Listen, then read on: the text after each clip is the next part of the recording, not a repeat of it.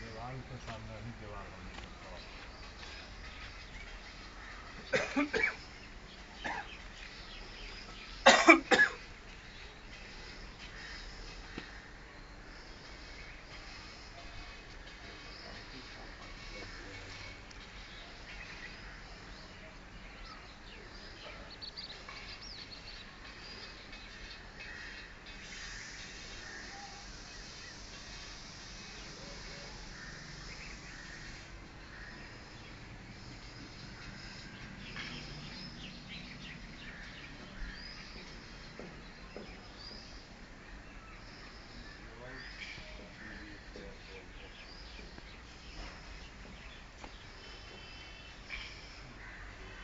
আর কত হলে আরো জল বেরোচ্ছে।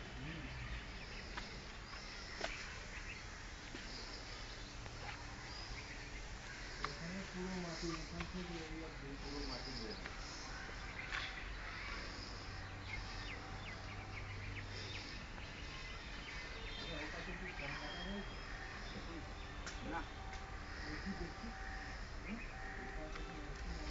না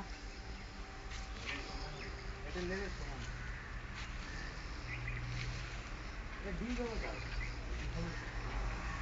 কর্নারটা দিয়ে দেবো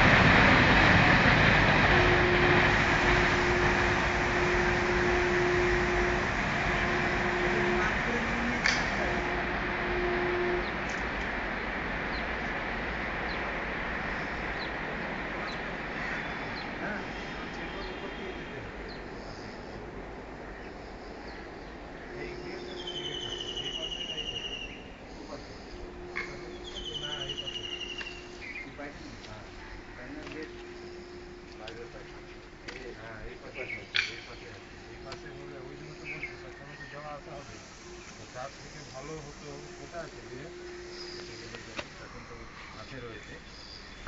হ্যাঁ, তো এই জায়গাটা পুরো সলিড থাকবে আমার যেটা থেকে এইখান থেকে যাওয়া আসা যেটা হবে আমাদের পায়খানাটা এটা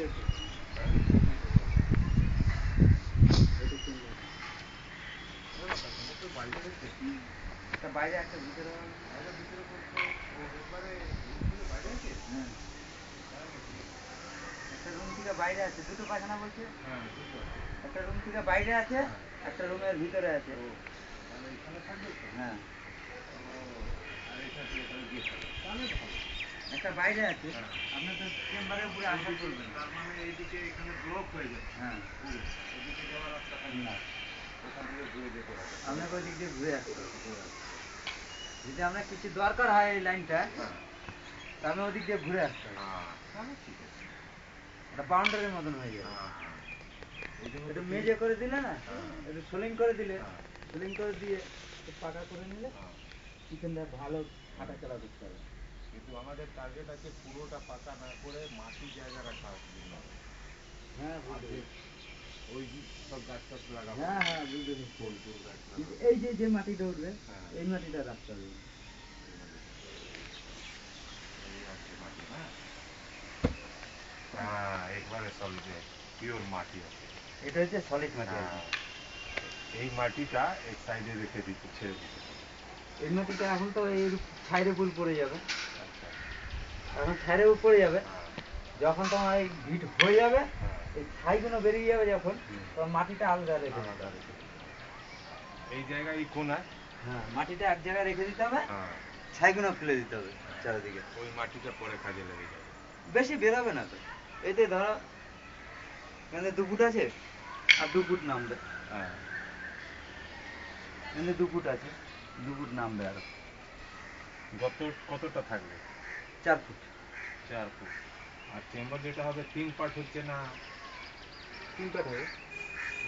3 পার্ট নকশাতে কি 3 পার্ট করা হয়েছে? 3 পাট আছে, একটা পাটে একটু ছোট আছে, হ্যাঁ তারপরে পাটটা বড়, তারপরে পাটটা আছে বড়, ভাগ করা আছে। 3 পার্ট এটা না করে যদি 2 পার্ট করা হয় 2 পাট করলে মানে যে তোমার জলটা তাড়াতাড়ি ইয়ে হয়ে যাবে, ভর্তি হয়ে যাবে ভর্তি মাটিতে। হয়ে যাবে। আর জলটা ধরো এক জায়গায় থাকলো, হুম। ওইটা ভর্তি হবে, তারপরে যাবে ওইটা, ওইটা একদম ফিল্টার হয়ে যাবে।